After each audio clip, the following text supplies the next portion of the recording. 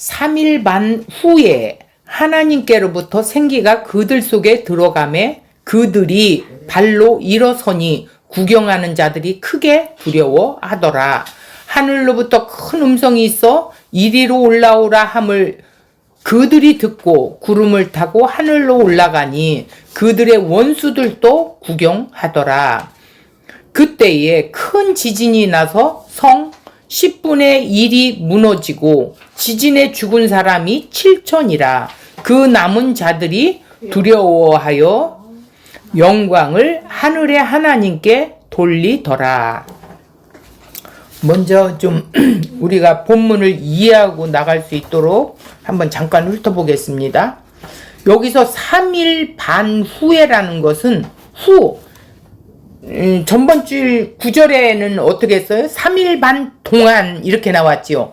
그거는 잠깐 짧은 시간을 말하는 거고 짐승들이 기뻐하는 시간이었어요. 그리고 증인들은 어떻게 해요? 고난과 핍박과 그런 고통 속에 있는 시간이었었지요. 자, 그런데 여기는 3일 반 후에라고 했는데 이거는 묵시의 세계, 즉 영적 세계 속의 이야기예요. 하나님께로부터 생기가 그들 속에 들어가매. 생기라는 게 뭐예요? 하나님의 호흡, 즉 그 생명이 증인들 속에 들어가니 그러면 어떻게 돼요? 묵시 속에 완성이 되지요. 그러나 역사 속에서는 펼쳐져 있는, 계속 진행되어져 가는 걸 보고 중첩이다. 그러니까 완성되었지만 진행되어 가는 과정을 중첩이라고 이렇게 말하고 있어요. 예수 그리스도를 통해 새 창조를 보여주는 것이지요. 자, 그들이 발로 일어서니 이것은 재림때를 말하는 거예요. 그들이 누구예요? 증인들이 발로 일어선다라는 것은 이제 조금 있다 이제 우리가 말씀을 찾아보면 알겠지만, 자, 몸이 살아난다라는 뜻이래요. 자, 구경하는 자들이 크게 두려워하더라. 구경하는 자들이 누구지요? 여기에서는 적그리스도들, 땅적 존재들을 말하고 있어요. 그들이 구경하면서 두려워하더라는 거예요. 자, 12절 볼게요. 하늘로부터 큰 음성이 있어 이리로 올라오라. 이 말씀은 계속 계시록에서 계속 요한을 통해서 이리로 올라오라 이렇게 말씀했던 말씀이에요. 이리로 올라오라 함을 그들이 듣고 구름을 타고 하늘로 올라가니 그들이 누구예요? 두 증인, 두 선지자,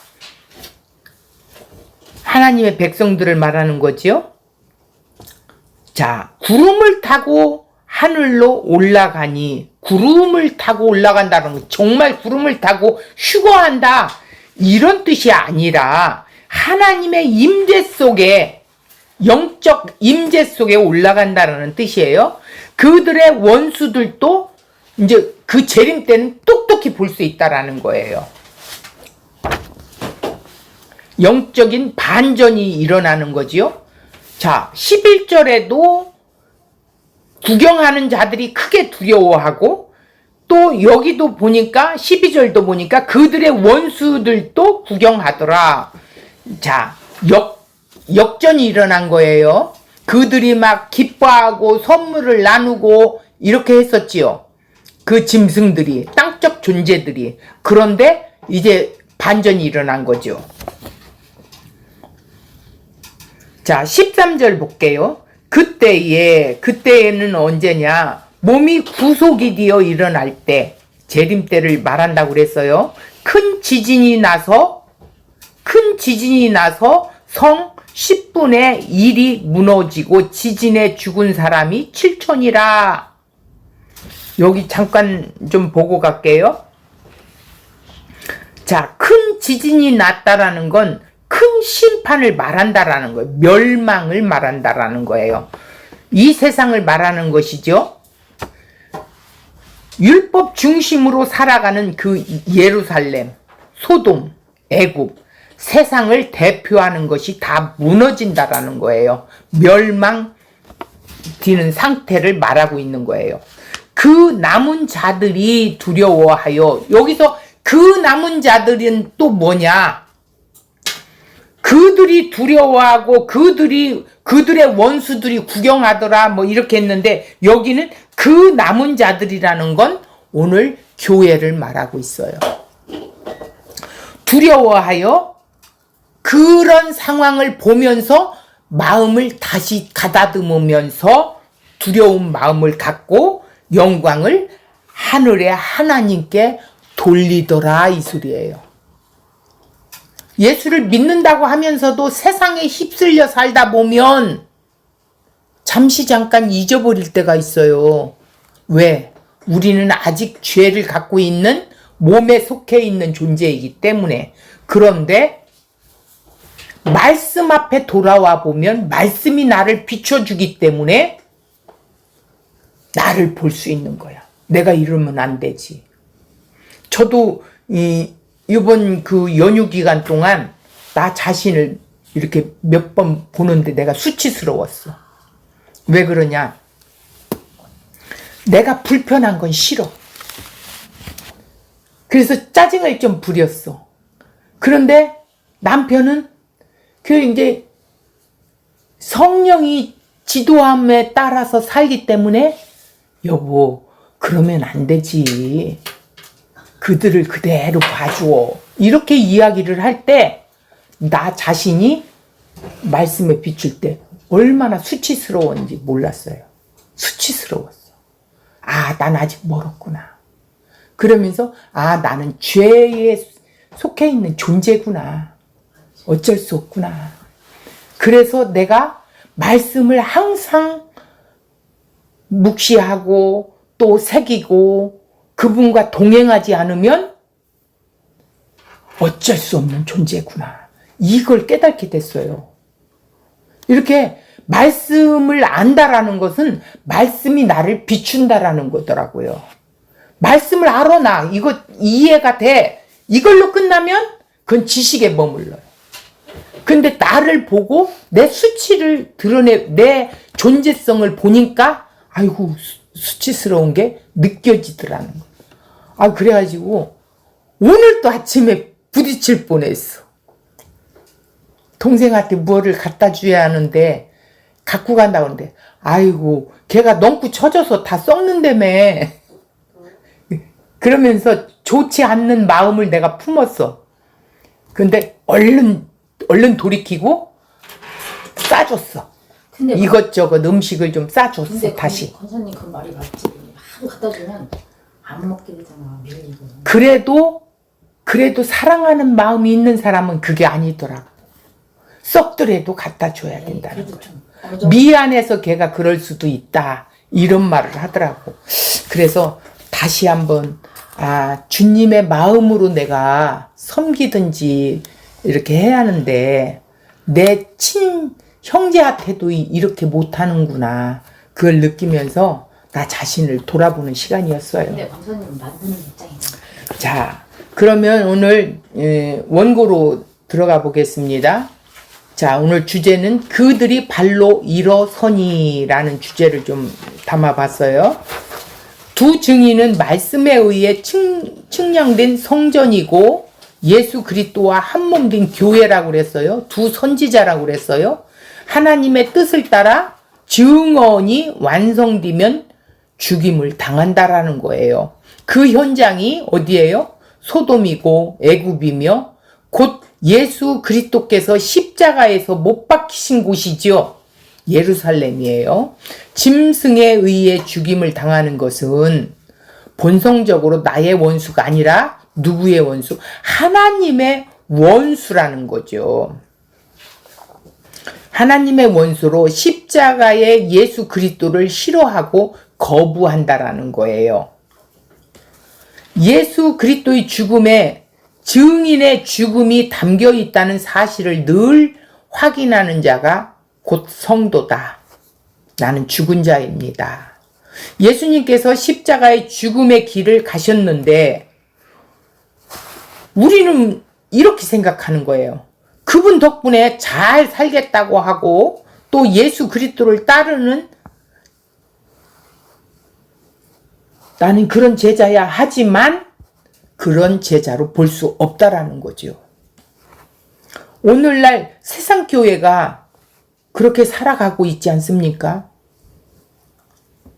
그리고 예수님 덕분에 우리가 잘 살아 보세 이 땅에서 행복하게 살자는 것이잖아요.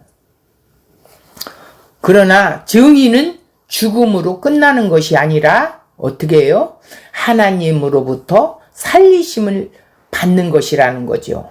본문에 부활이라는 말이 나오지 않지만 부활이라는 것은 단순히 죽었다가 다시 살아나는 것이 아니라 살리심의 은혜를 입은 생명의 상태를 포괄적으로 표현하는 말이기 때문이에요. 그러니까 지금까지 우리가 알고 있는 부활에 대한 의미는 뭐예요? 죽었다가 살아나는 것이라고 이렇게만 단순하게 생각을 했는데, 그러나 성경이 말하는 부활은 영적 생명을 이야기하는 거예요. 그래서 예수님께서 나는 부활이요 생명이니 이렇게 말했어요. 생명이란 영이 살아있는 상태를 말하는 거예요. 그러니까 부활을 죽었다가 다시 살아나는 뭐 소생, 재생 그런 개념이 아니라는 것이죠. 생명으로 존재하고 있음을 나타내고 관계가 회복된 상태를 말하는 거예요. 하나님과 원수 되었던 우리가 하나님과 관계가 회복되어서 하나님 아버지라고 하는 상태라는 것이죠. 다시 말해서 죽음으로 이 세상을 없앨 수 있는 것이 아니라는 거예요. 죽음의 문제를 초월한 것이 생명이라는 거예요. 그래서 부활은 생명을 표현하는 말이라는 것이죠. 자, 11절 한번 보겠습니다. 3일 반 후에 하나님께로부터 생기가 그들 속에 들어가매 그들이 발로 일어서니 구경하는 자들이 크게 두려워하더라 이랬어요. 3일 반 후라는 것은 짐승들, 즉 땅적 존재들이 어떻게 했어요? 증인들의 그 죽음을 기뻐하고 즐거워하고 서로 예물을 주고받고 축제를 막 벌인 그런 상태가 3일 반이었었는데 오늘 본문은 3일 후라는 거예요. 자, 여기서 3일 반이라는 것은 짐승들이 증인들의 시체를 모독하고 멸시하는 기간을 나타낸다고 그랬지요. 즉 예수 그리스도인들이 당하는 그 핍박, 고난, 그 기간을 나타내는 표현으로 증인들이 1260일 동안 증거하는 기간과는 달리 매우 짧은 기간을 시사하고 있어요. 3일 반이라는 것은 마치 시체를 전시하듯이 그렇게 나타내고 자랑하고 있었던 것이죠. 그러면서 뭐 어떻게 해요? 봐라, 예수님 십자가에 죽어서 실패한 것처럼 예수님 따르는 자들도 복음에 실패했다라는 것이죠. 이렇게 죽을 수밖에 없다고 하는 것을 세상의 짐승들, 땅적 존재들이 어떻게 해요? 세상에 자랑하고 보여주고 싶어하는 내용들이었었어요. 그런데 하나님께로부터 생기가 그들 속에 들어가매라는 것은, 생기라는 것은 히브리어로 니시마트 하이욤, 생명의 호흡, 즉 하나님의 호흡과 연결되어 있는 상태라는 것이죠. 아담에게 생명의 호흡을 주셔서 살아있는 상태로 만드심으로 둘째 아담이신 예수 그리스도를 통해 주어진 새 창조를 보여주고 있는데, 아담을 이렇게 창조하셨다라는 것은 앞으로 이렇게 살아있는 존재로 만들 것이라는 의미를 두고 있어요. 본문은 하나님의 창조를 새 창조로 나타낼 것입니다. 그래서 바울 사도는 고린도전서 15장 45절에 기록된 바 첫사람 아담은 생명이 되었다 함과 같이 마지막 아담은 살려주는 영이 되었나니 이렇게 선언하고 있어요. 그들이 발로 일어서니 라는 것은 뭐예요? 이 표현은 에스겔의 말씀을 배경으로 한 거예요. 에스겔서 37장 9절을 보겠습니다. 또 내게 이르시되 인자야 너는 생기를 향하여 대언하라. 생기에게 대언하여 이르기를 주 여호와께서 이같이 말씀하시기를 생기야 사방으로부터 와서 그 죽음을 당한 자에게 불어서 살아나게 하라 하셨다 하라 이렇게 했어요. 10절 이에 내가 그 명령대로 대언하였더니 생기가 그들에게 들어가매 그들이 곧 살아나서 일어나 서는데 극히 큰 군대더라. 여기서 생기는 루아흐 창세기 2장 7절의 생기와 다른 하나님의 영을 말하는 거예요. 그러니까 하나님께서 처음 아담을 창조하실 때 생명의 호흡을 주셨는데 이들이 죽은 자가 되었어요. 그런데 이들을 누가 살려요? 하나님의 영이 살린다라는 의미로 에스겔에서는 루아흐라고 표현하고 있습니다. 이스라엘의 하나님의 영에 의해 살아난 것을 보여주신 것이죠. 십자가의 대언으로 마른 뼈들이 살아납니다. 하나님께서 죽어 마른 뼈와 같은 이스라엘을 다시 살리셔서 새로운 백성으로 만드시는 환상을 에스겔 선지자에게 보여주신 약속의 말씀이에요. 이스라엘의 상태가 지금 죽어있는 상태, 완전히 뼈가 말라있는 상태라 보여주고 있죠. 선지자에게 임한 말씀이 즉 예수 그리스도이시라는 것이죠. 사도 요한은 그 말씀에 의해 살아나는 에스겔 선지자의 그 예언을 배경으로 증인이 살아나는 것을 말씀하고 있는 거예요. 다시 말해서 육으로 죽어 있던 첫째 아담에게 마지막 아담이신 예수 그리스도의 십자가의 죽음으로 말미암아 주어진 성령에 의해 살아나는 것을 보여주는 것이죠. 그러므로 증인들이 살아난 것은 예수 그리스도의 부활의 근거에 있다는 것입니다. 그래서 요한 사도는 두 증인을 두 선지자로 표현한 것이고, 즉 지금 에스겔의 인용에서 그 에스겔서의 말씀을 대언하는 인자로서의 선지자의 의미를 그대로 보여주고 있는 것이죠. 증인이란 한마디로 뭐냐면 구약의 선지자들과 같이 예수 그리스도 안에 하나님의 말씀이 되어서 말씀을 대언할 수밖에 없는 상태에 있는 자들, 그들이 증인이라는 거예요. 구약에서 선지자에게 하나님의 말씀이 임하면 어떻게 해요? 선지자는 어떤 상태가 됩니까? 말씀이 되는 것이죠. 그래서 그의 모든 행동이 말씀을 보여주는 행동이 나온다라는 거예요. 예수 그리스도께서 충성된 증인으로 죽음을 완성하시고 부활하신 것이 구약에서 이미 약속된 것이었지요. 그 완성이 예수 그리스도와 한몸된 교회로 증인으로 드러나는 것을 의미하고 있어요. 예수 그리스도와 함께 죽고 살아난 상태가 증거된 것입니다. 영혼의 부활의 생명은 이 땅에서 이루어지지만 영혼의 부활의 생명은 몸의 부활은 언제 일어나요? 재림 때 일어납니다. 그래서 발로 선다라는 말씀의 표현을 한 거예요. 로마서 8장 11절 예수를 죽은 자 가운데서 살리신 이의 영이 너희 안에 거하시는 그 영으로 말미암아 너희 죽을 몸도 살리시리라.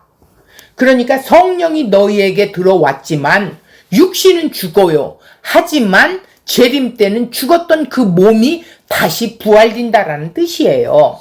로마서 8장 23절 성령의 처음 익은 열매를 받은 우리까지도 속으로 탄식하여 양자된 것 곧 우리 몸의 속량을 어떻게 해요? 죽을 몸도 살리시리라 그랬어요.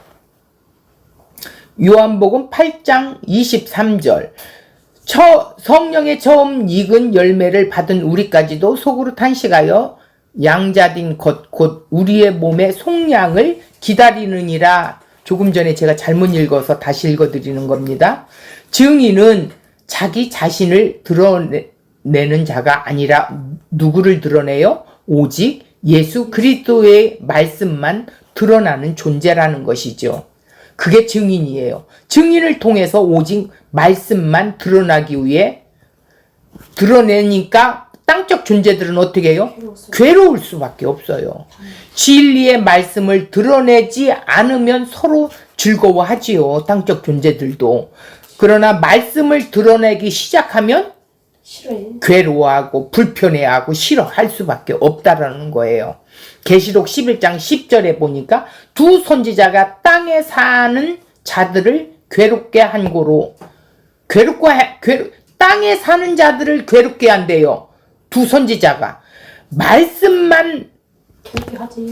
흘러보내게 되니까 땅적 존재들이 불편하고 괴로워할 수밖에 없다라는 것이죠. 그렇기 때문에 비진리로 땅에 발붙이고 사는데 자꾸 하늘의 시각을 보라고 하니 싫어할 수밖에 없고 불편해할 수밖에 없어요. 땅이 요구하는 대로, 땅의 편안한 대로 살고 싶은 것이 모든 사람들의 본능이에요. 맞아. 내 욕망으로 살고 싶어 해요. 그것이 죄성이지요. 그래서 우리는 죄 공장이라고 말해요. 이 공장이 나 자신이죠. 우리가 제일 잘하는 것이 뭐예요? 죄 짓는 것밖에 없어요. 제일 잘하는 게. 우리의 죄를 감추고 세상 사람과 적당하게 어울리고 싶으면 세상 사람은 불편해하지 않아요. 그러나 진리의 말씀을 이야기하고 나를 통해서 진리가 드러나면, 말씀이 제대로 드러나게 되면 사람들은 화를 내고 불편해하고 싫어하고 밀쳐내고 그렇게 하게 되겠지요. 자, 구경하는 자들이 크게 두려워하더라. 땅적 존재들은 증인의 죽음으로 시체를 장사하지 못하게 하고 보라는 듯이 전시함으로 모든 것이 끝났다고 했어요. 그러나 복음이 실패하였다는 것을 기뻐하였으나 증인들이 살아나니 어떻게 돼요? 두려워지. 크게 두려워할 수밖에 없었다라는 거예요. 그래서 이런 말을 쓴 겁니다. 하나님의 일하심이 드러나는 것이 땅적 존재에게는 두려움 뿐이라는 것이죠. 죄악의 무리가 가진 기쁨은 증인을 죽이는 것에 오는 거지만 그것은 오래 지속될 수가 없어요. 짧은 시간이라고 말했지요. 그런데 하늘의 큰 음성으로 들리는데 반전이 일어나기 시작합니다. 12절 보겠습니다. 하늘로부터 큰 음성이 있어 이리로 올라오라 함을 그들이 듣고, 그들이 누구예요? 증인들이에요. 구름을 타고 하늘로 올라가니 묵시세계로 들어갔다라는 것이죠. 그들의 원수들도 구경하더라. 자, 즐거워하고 기뻐하였던 그들이 이제는 그것을 보게 된 거예요. 그래서 두려워하게 되죠. 자, 이리로 올라오라는 이 말은 세대주의자들이 휴거라고 말하고 있어요. 휴거가 아닙니다. 자, 휴거라는 게 아닙니다. 이미 요한 사도를 불러 올리셨어요. 땅의 상황을 다 보여주신 그 하늘을 이야기하는 거예요. 계시록 4장 1절. 이 일 후에 내가 보니 하늘에 열린 문이 있는데 내가 들은 바 처음에 내가 말하던 나팔소리 같은 그 음성이 이르되 이리로 올라오라. 이후에 마땅히 일어날 일들을 내가 네게 보이리라 하시더라. 이리로 올라오라는 것이 요한에게 들려졌던 말씀이에요. 요한은 하늘의 상태에서 말씀이 된 상태에서 지금 이 땅의 상황을 말해주고 있는 그 계시를 전해주고 있는 것이죠. 구름을 타고 하늘로 올라가니 이거는 하나님의 능력과 임재, 그리고 영광을 의미하는 거예요. 하나님 임재 속에 갇혀지는 거예요. 그리스도께서 승천하셔서 구름 속으로 올라가셨으며 장차 구름을 타고 오실 것과 마찬가지로 마태복음 24장 30절이나 사도행전 1장 9절에서 11절 보면 두 증인은 하나님의 능력과 영광을 드러내는 가운데 승천했다 이렇게 나오고 있어요. 계시록 1장에 구름을 타고 오시리라, 구름들로 성도로 영적인 의미를 담고 있는 것이지요. 물리적인 구름을 타고 물리적인 하늘에 올라가는 말이 아니라고 했어요. 원수들이 구경하고 있을 수 있도록 보여주신다라는 거예요. 이 땅에서도 보여줄 수 있다라는 거예요. 또 재림 때도 볼 수 있다라는 거예요. 함께 있던 자들이 없어졌어요. 자, 요한 사도가 하늘에 올라가 하늘의 시각으로 땅을 보고 진리를 나타내고 있지요.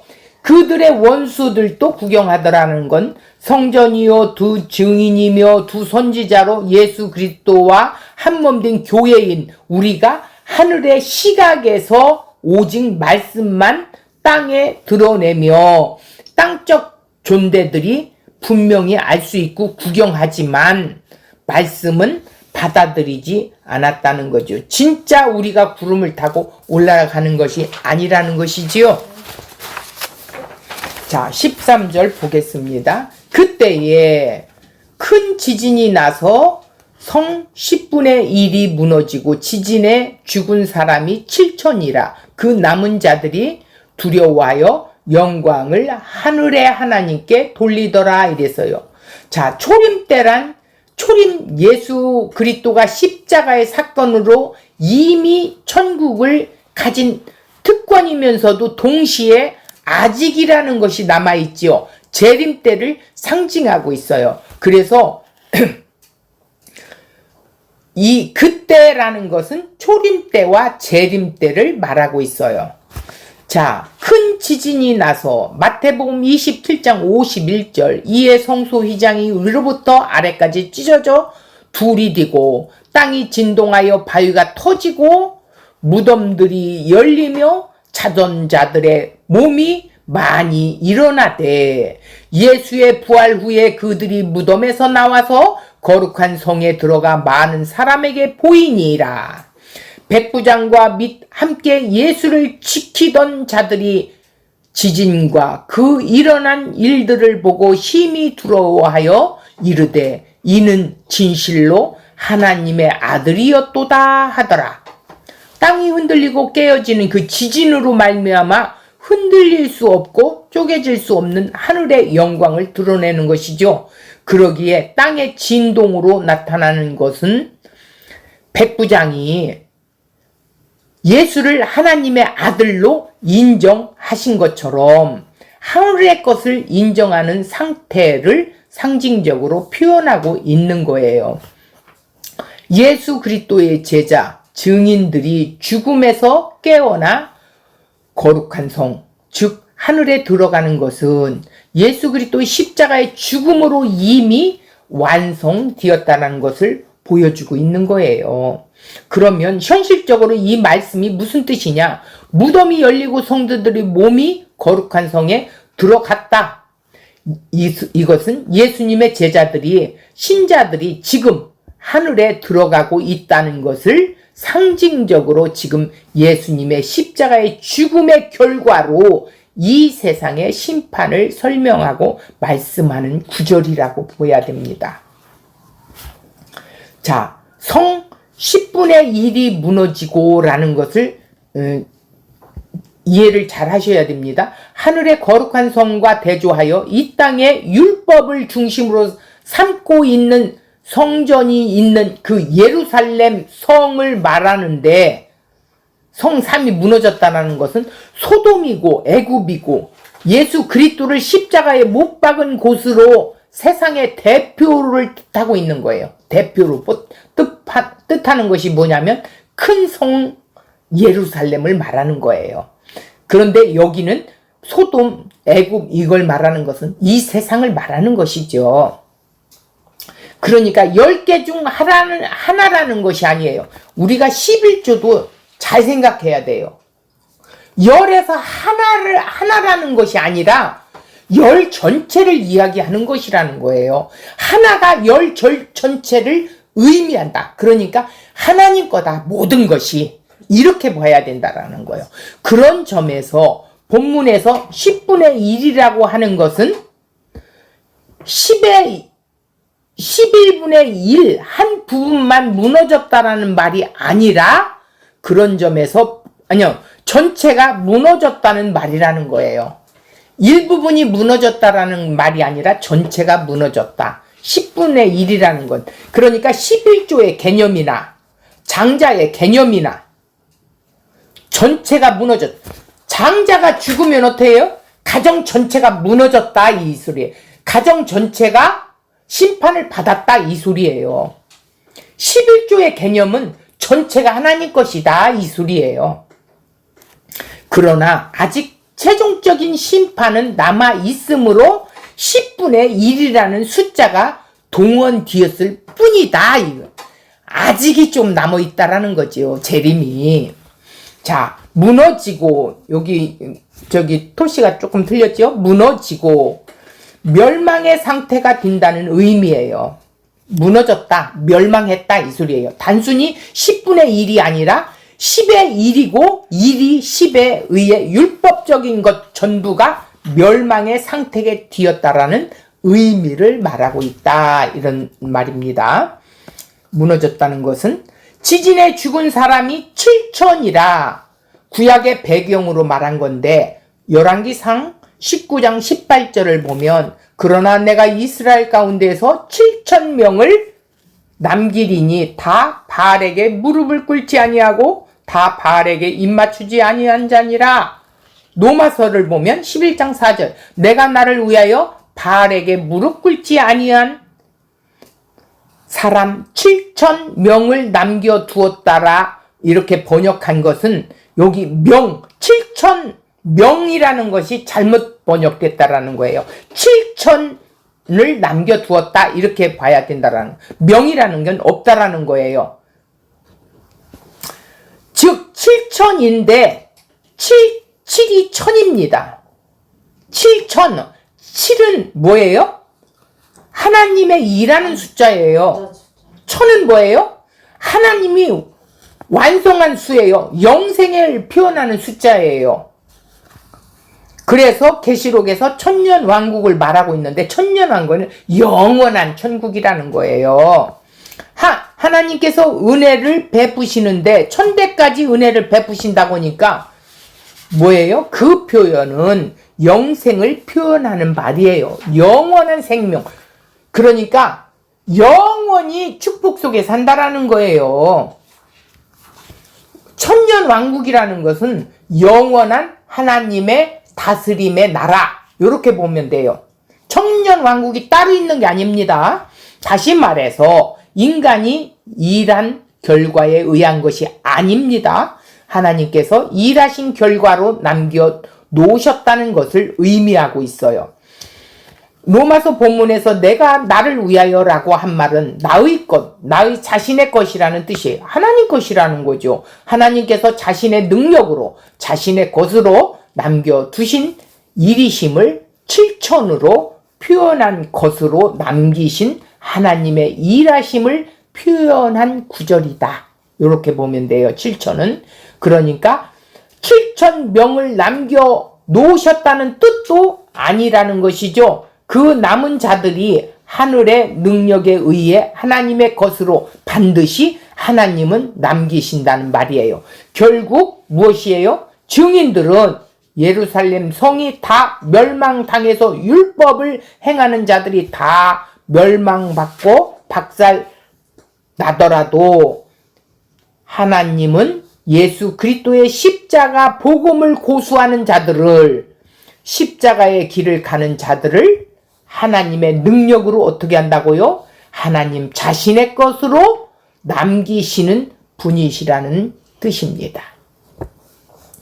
자, 그 남은 자들이 두려워하여 영광을 하늘의 하나님께 돌리더라. 이것은 남은 자들이라는 것은 교회를 말하고 두 증인을 말하는 거예요. 교회의 삶이란 자신들의 목적에 성취하고 달성하기 위한 존재가 아니지요. 즉 복음 전파, 하나님 나라 완성, 하나님의 영광을 위하여 사는 것이지요. 하나님의 영광이란 하나님의 속성, 하나님의 성품, 즉 사랑, 온유, 화평, 절제, 겸손, 오래 참음, 우리의 삶 속에서 그러한 하나님의 성품을 세상에 드러내고 보여주며 하나님의 존재를 드러내도록 이 땅에 존재하도록 남겨둔 거라는 거예요. 즉 구원받은 신자들의 삶이라는 것이죠. 자기들의 힘으로 자신을 통제하고 자신의 삶을 계획하는 삶이 아닙니다. 하나님의 보호하심에 전적으로 의존하는 어린아이와 같은 삶을 살아가는 것이지요. 영광을 하나님의 하늘의 하나님께 돌린다라는 거예요. 이런 자들이 영광을 하늘의 하나님께 돌릴 수밖에 없다는 거예요.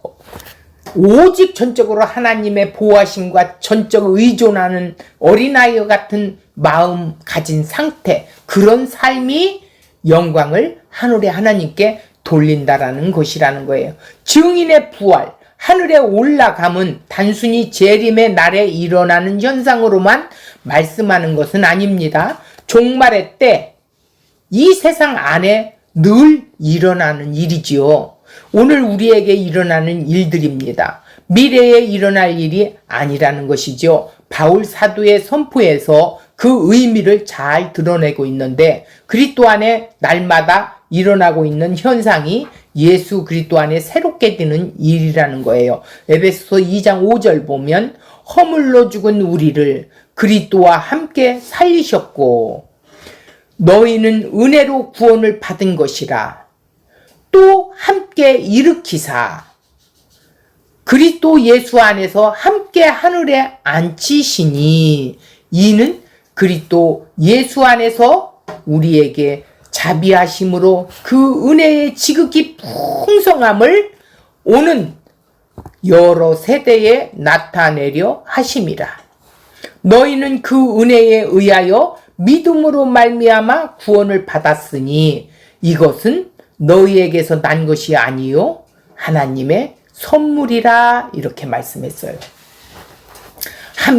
함께 살리셨고 함께 일으키셨고 함께 앉히셨으니 과거형으로 기록되었다는 거예요. 앉혔다는 의미는 이미 완성되었다. 예수님과 동행하고 살고 있다라는 뜻이에요. 예수 믿는 사람은 예수님과 에녹처럼 동행하고 살아가는 것이 예수 믿는 자들이에요. 우리를 살리셨고 일으키셨고 하늘에 앉히셨어요. 묵시의 표현과 역사의 표현이 다른 것이죠. 묵시의 표현은 늘 완성된 거, 이룬 거예요. 역사의 표현은 뭐예요? 이루어지다, 이루어가다, 이루다 이렇게 표현을 하고 있죠. 그러니까 하늘의 관점에서 이미 이루어졌다, 완성되었다고 표현한 것이에요. 역사의 관점에서는 이루어가고 있다라는 것이죠. 너희 구원을 이루라고 표현하고 있죠. 구원을 이루어 가라고 했잖아. 그러니까 우리가 이루어 가야지. 이건 아주 잘못된 생각입니다. 이거는 내가 어떻게 이루어 가요? 그분이 이루어 가신다라는 거예요. 우리 속에 함께 오셔서 성령으로 우리를 이끌어 가신다라는 소리인데 내가 이루어 가야 된다라는 거예요. 이건 절대 잘못된 것입니다. 그러니까 우리가 구원을 이룬다는 표현이 아니라는 것이죠. 이미 하늘의 관점에서 이루어진 것입니다. 믿음의 선물로 주어져 이루어진 것이라는 뜻이지요. 예수 그리스도의 십자가에 의해 이미 이루어진 일로 구원을 받은 것이라는 말씀이 완료형으로 되었다라는 뜻입니다. 예수 그리스도 안에서 증인의 증언이 하나님의 뜻에 의해 완성되고 날마다 죽음이 이루어져 하늘로 올라간 생명이 드러납니다. 그래서 교회요 성도로서 날마다 죽음이고 부활이라는 것이죠. 우리는 날마다 자기를 부인하고 십자가에 죽고 죽으면 어떻게 해요? 주께서 다시 살리시는 것이죠. 부활시키는 거예요. 그래서 그 부활은 생명임을 확인시켜 주는 것이죠. 우리가 그 하늘의 생명을 확인하는 자라는 어디에 있습니까? 내 죽음의 자리에서 보게 되는 거죠. 주와 더불어 십자가에 죽은 그 죽음의 자리에서만 생명을 확인할 수 있게 되는 것이죠. 나는 예수님과 함께 죽은 자입니다. 이렇게 고백이 되어지고 예수님과 함께 부활된 자입니다. 살아난 자입니다. 이제 그분과 함께 살아가고 있습니다. 왜 살렸어요? 함께 살려고요. 우리는 너무도 구원이라는 단어를 잘못 생각하고 있었지요. 그러니까 이렇게 잘못 생각하면 어떤 현상이 일어나요? 나 예수님 덕분에 구원받았고 생명 얻었고 영생 얻었어. 그 말은 교회에 가르치는데 아무 의미가 없다는 거예요. 네. 하나님의 언약에는 반드시 무엇이 들어있습니까? 죽음이 들어있어요. 내가 죽은 자인가를 아는 거예요. 예수님 그분이 대표로 죽어서 우리가 살게 되었다는 것이 아니라 그분이 2000년 전에 죽으실 때 우리를 이미 묵시 속에서 끌고 들어가 함께 죽었다라는 거예요. 또 매일매일 죽음을 이루어내는 거예요. 그래서 우리가 하늘의 생명을 확인하는 거예요. 자, 결론을 보겠습니다. 죽음을 당한 증인들이 그리로 시체마저 사람들이 구경거리가 되고 조롱거리가 된 증인들이 어떻게 됐어요? 3일 반 후 하나님의 생기가 들어옴으로써 살아났지요. 그리고 하늘에서 올라오라는 음성이 나서 구름을 타고 하늘로 올라갑니다. 진짜 이런 구름이 아니라 이것을 증인을 죽인 원수가 구경하고 두려워하게 되고 있어요. 이것이 구원받은 성도들의 승리이지요. 우리가 기대하는 것이 바로 이런 것이 아니라 나를 조롱하고 무시하던 자들이 이기는 것은, 그러나 이것은 3일 반 후에 예수님이 재림하시고 우리가 하늘로 가게 될 때 되어질 일이라는 거예요. 우리의 가치가 확인하게 드러나는 때는 언제예요? 예수님이 다시 오셔서 세상을 심판하실 때임을 잊지 말아야 된다는 거예요. 그동안 신자는 세상으로부터 조롱을 받고 무시받으며 살아갈 수밖에 없어요. 그러나 이러한 조롱과 묵시 속에서 어떻게 해요? 변함없이 주님을 귀하게 여기고 주님을 믿을 수 있는 믿음을 선물로 받게 된 것을 감사함으로 살아가는 참된 신자가 남겨진다는 것이죠. 그리스도의 피로 인해서 새롭게 되어진 주의 백성이 존재하고 있다는 것이죠. 이들은 세상에 의해서 주님을 사랑하는 마음을 빼앗기지 않아요. 언제나 변함없이 주님만을 귀하게 여기며 살아감으로 주님의 증인으로서 또 증거하는 자로서 살게 됩니다. 이러한 믿음이 비록 초라하게 보이고 아무것도 아닌 것처럼 보이지만 세상을 살아가는데 전혀 도움이 되지 않는 것처럼 보임으로 무시도 받고 조롱도 받지만, 그러나 주님이 오시면 진정으로 승리자가 누구인가를 드러날 날이 반드시 있다라는 것입니다. 증인은 바로 그날을 기다리며 사는 것이죠. 그날이 있기에 지금 낙심하지 않고 살아갈 수 있는 거예요. 이 땅에서 이기는 자로 남으려고 하지 마세요. 세상이 믿음을 가치 없이 본다고 해서 우리도 하나님의 선물인 믿음을 가치 없는 것으로 여기지 않도록 해야겠지요. 주님이 오시면 세상에서 가장 귀한 것이 무엇인가 드러날 것입니다. 그리고 주님이 우리의 눈물을 닦아주시고 우리의 믿음을 증거로 삼아 하늘에 있게 하실 것이에요. 그날이 우리에게 소망이 되고 위로가 되고 힘이 되어지고 완성한 날이지요. 자, 그래서 이제 우리가 이 땅에서 증인으로 하나님의 나라를 드러내고 보여주는 삶을 살면서 반면에 또 이 말씀을 증거하는 증언자로 살아갈 때 우리를 세상은 미워하고 핍박할 것입니다. 주님이 그렇게 당했듯이 우리도 묵묵하게 주님의 십자가의 길을 걸어가며 하늘의 소망을 두고 살아가는 것이 성도라는 것을 오늘 말씀 속에 보여주고 있습니다.